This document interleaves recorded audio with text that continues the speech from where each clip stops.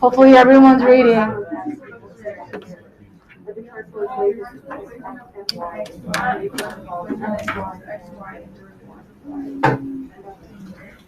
All right, let me summarize what you just read, even though it might have sounded like a foreign object, right? All right, if I ask you to find the antiderivative, or I ask you to find if I ask you to integrate, they mean the exact same thing. So if I alternate these two terms, and you're going, I don't know what one of them means, they mean the same thing, all right? So then, let's kind of think about what we did last semester. If I find the derivative of f, we denote that by f prime, correct? If I find the derivative of f single prime, it is f what? Double prime. So we're going backwards this time. So here I go. If I integrate f double prime, it is f single prime. Integrate that, I get f. If I integrate the smaller f, it becomes capital F. So here's our summary. The antiderivative, so if I derive f prime, it really in the end becomes the small f. Okay, so you should be able to go back and forth. And if the capital F is kind of awkward to you for today, it's okay. We'll get used to it. So then, let's go on to our actual example. On number 2, this part we know how to do, no problem. If I ask you to derive, what is the derivative of 2x to the 5th? 10x to the 4th. What about the derivative of negative 1x cubed? Minus 3x squared. What about the derivative of 2x squared? Plus 4x. And our derivative of minus 7x is simply minus 7. Do I need to do anything with the constant? No. Now let's kind of go back and do antiderivative. So what's happening here is, what can I do from here to get to the given? So we're going to go ahead and antiderive. For the antiderivative, I'm going to go ahead and give you guys a rule. So on the bottom, I want you guys to write something. First, let's write all the understood ones. And then for the 7, there is no x. So can I write x to the power of 0? Yes? Okay. So our new rule is going to be, normally when we derived, we subtracted 1 from the power. If I undo that, instead of subtracting, we are going to add 1 to the power. Now, I'm going to only worry about that piece and see if y'all can figure out the rest. So here I go. Looking at this piece right here, here I go, right here. We're going to add 1 more to the power. So by power is 4, 1 more is 5. How do you think I'm getting 2 by using 10 and 5? Divide. So I'm going to take that original coefficient divided by the new power. That's going to give me my 2. So would you guys all agree this is going to produce that? Okay, let's go to my second point. I'm going to write minus 3. X squared, instead 1 more is x cubed. And I want to make it understood 1, so I need to divide it by that new power. And do I really get my second term? Yes, I do. Let's move on to our next one. I have plus 4. 1 more power of the 1 is 2. When I divide it by that new power, do I really produce my third term? Yes? Okay. And then our last one, although it's really not the last one, 1 more is 1 over 1. And does that really produce our fourth term? Okay, so then we need to figure out, what do I do with the plus 1? In general, we're going to write plus c. As in some constant, we're going to write out every single time. So let's make sure we have all the components. We have 1, 2, 3, 4, 5 terms. I have 1, 2, 3, 4, 5 terms. And I know the plus c is the unknown that we're going to eventually find out how to solve for. But for now, plus c is all I need. So you divide it by the new power. So let's make a brand new flashcard. And I'm going to call it 4.1a if you want to use it as a reference. So if you have a flashcard, add on to it. If you don't, write on the corner of your paper and figure it out over the few days. So when you are finding antiderivative, it means to integrate, meaning the same thing. And you must always remember to add C,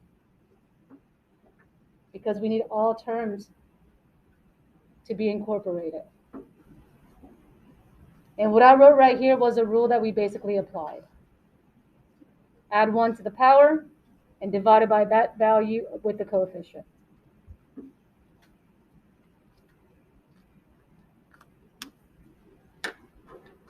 And we are going to use the back of the card in case you're thinking, do I need anything on the back?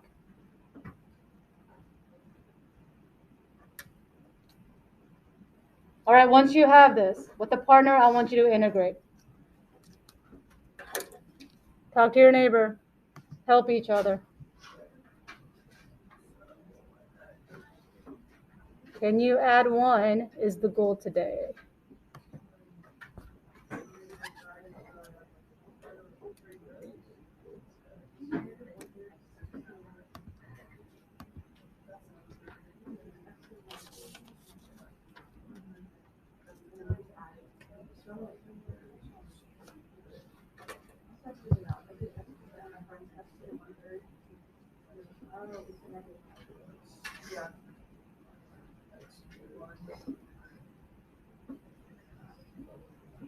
If it helps you guys to write the understood 1, go for it. The coefficient of 1 and the power of 1.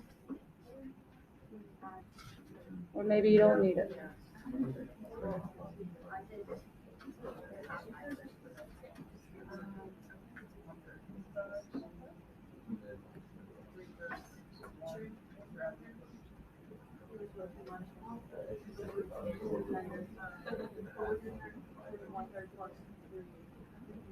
Oh, it's negative 1. Wait,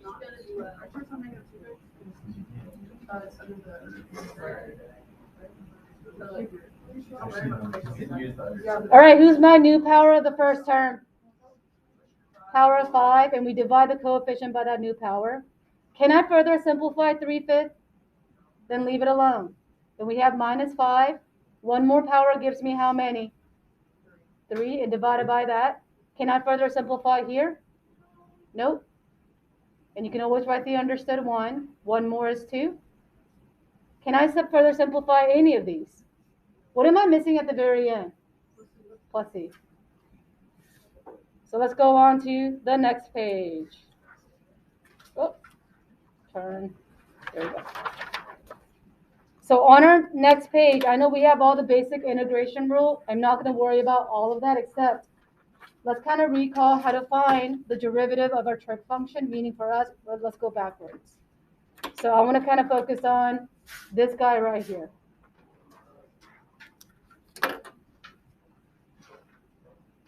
So we know the derivative of sine was cosine, right? Yes? So that means we're looking at, if I go backwards, we have the following. And this is on the back of card number 7. So if derivative of sine is cosine, then that means antiderivative of cosine is sine of x. For every antiderivative, you have to add the plus c. So add this to your card on the back of number 7 for mine.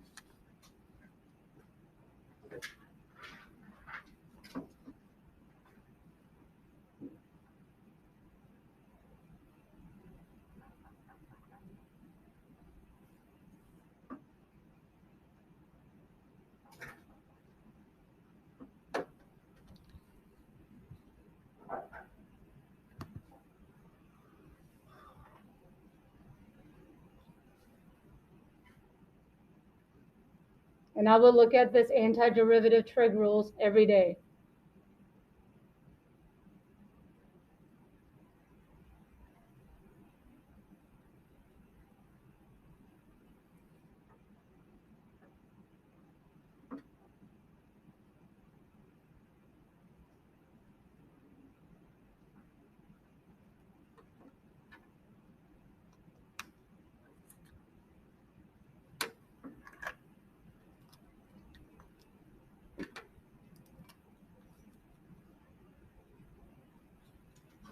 If you're ready, give me a thumbs up.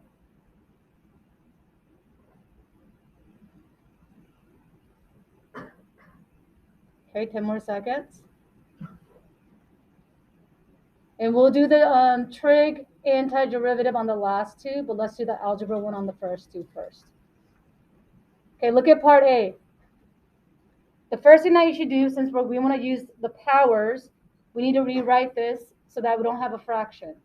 So if I have x to the power 4 on the bottom, how can I bring it to the top? To the negative. So we have, I'm going to write the understood 1 just because, to the negative 4 dx. And every time you see the integration, you'll always see dx together as part of the formula, okay? So then, looking at this, let's apply our rule. I have the understood 1 as our coefficient. What is 1 more when I add to that power? Negative 3. And I divide it by that new power. And we have to add what? Plus e. If this was free response, you may leave it just like that. If this were to have been a multiple choice, I want to make sure I simplify it all the way. So negative 1 over 3. And having a negative power is considered improper, so I'm going to bring that to the bottom.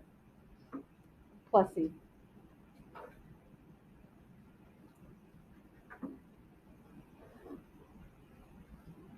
Let's see how this will be formatted if this were to be on your quiz.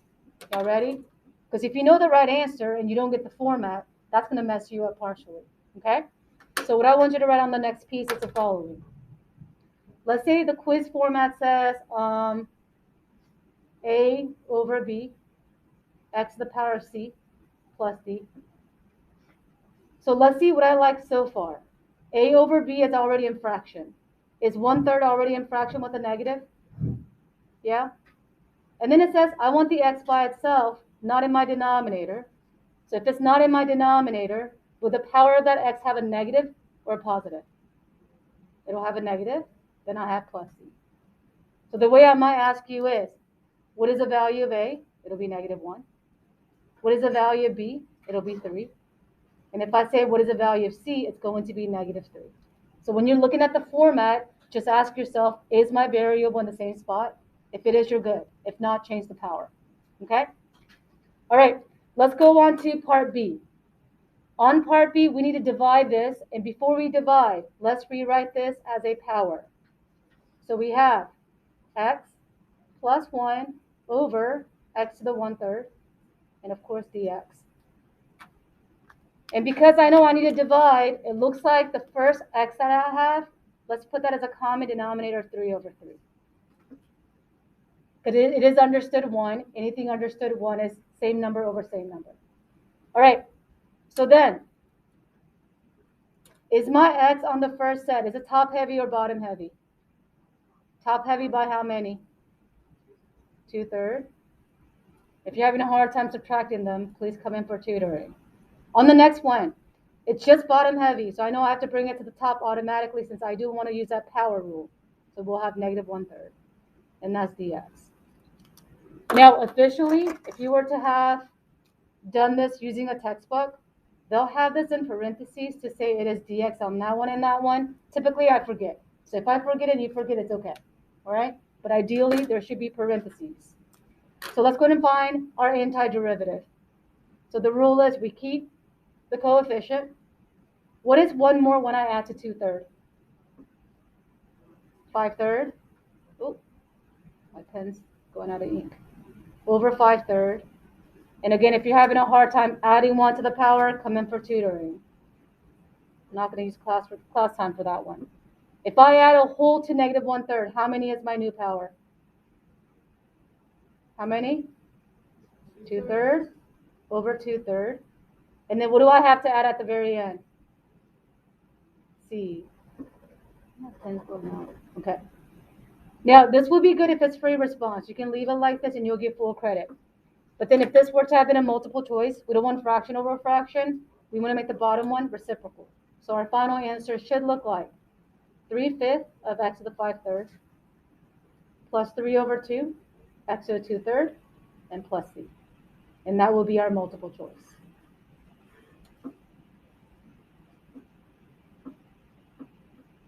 So if you need a reminder on the trig antiderivative, put it somewhere near you. So let's do our first one. Do I need to rewrite the first one? Yes or no? Yep, that power right here. So we have antiderivative. of the x to the 1/2. I'm writing the understood one, you don't have to. 2 sine of x dx.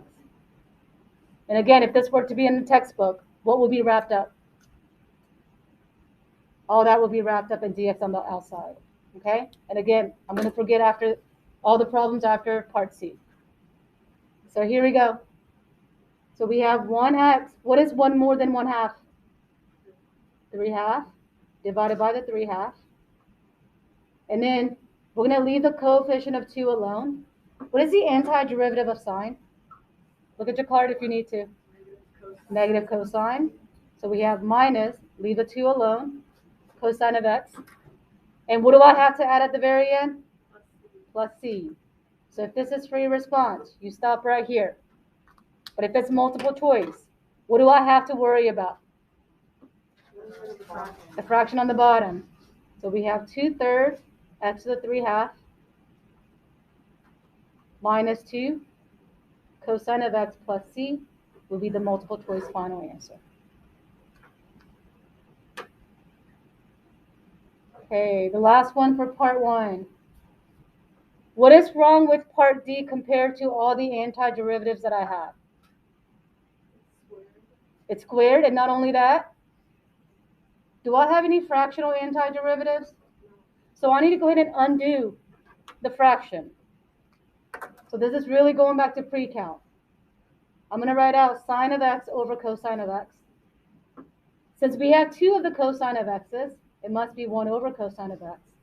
So I'm simply rewriting. Nothing changed. So I'm going to further rewrite. Sine over cosine x could be written as one trig function. What is it? Tangent. And then 1 over cosine is a reciprocal. What is a reciprocal of cosine? Secant of x. You're like, whoa, it's been a while. So now let's look at your card. And it's okay if it's awkward at the moment. We need to practice. So we know the antiderivative of tangent secant, and I think it is right here. It is what? Secant of x, and we have to add plus what? Plus c. I need to change my pen, it's too light. All right.